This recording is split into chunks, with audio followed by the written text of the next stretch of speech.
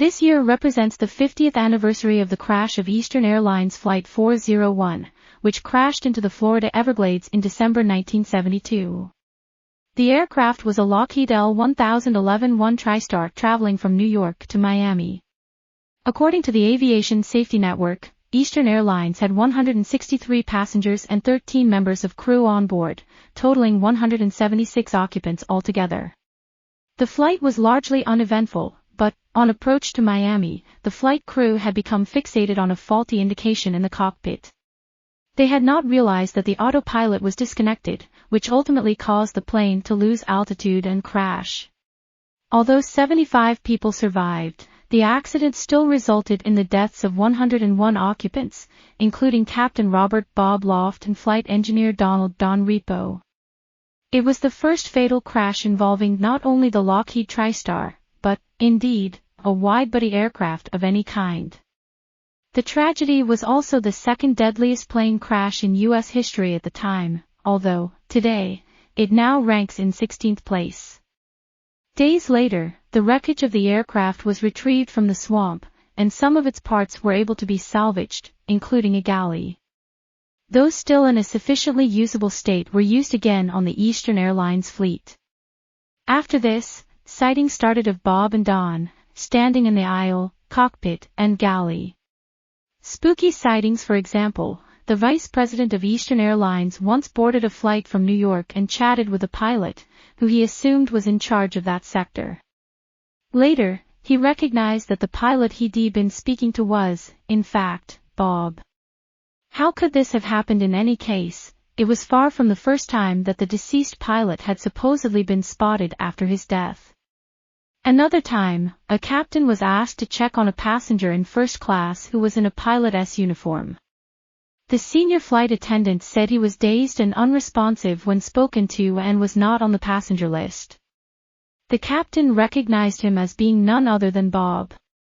Flight engineer Don Repo is also said to have appeared on board flights in a strange, supernatural manner. Meanwhile, a flight attendant on a New York to Miami flight the very route of the December 1972 crash opened an overhead locker to find Bob's face peering out at her. On another flight, a flight attendant is said to have seen Don's face on the oven door. She called two of her fellow crew members in to witness what she had seen. He reportedly then said, "Watch out for fire in this plane."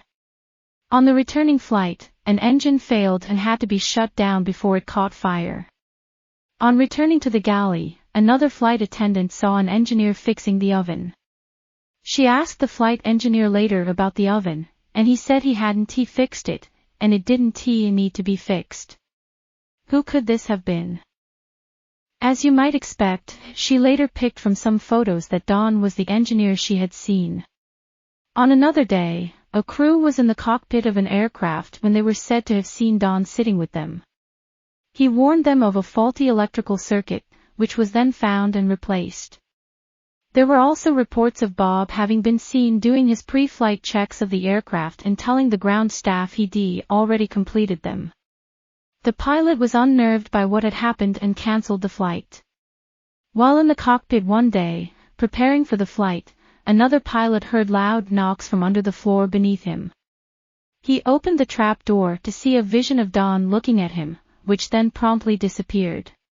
He wanted to look further and reportedly found a problem that could have caused a serious accident. Although the sightings were reported in a Flight Safety Foundation publication, the Eastern Airlines CEO dismissed the claims, and employees were warned not to talk about the sightings.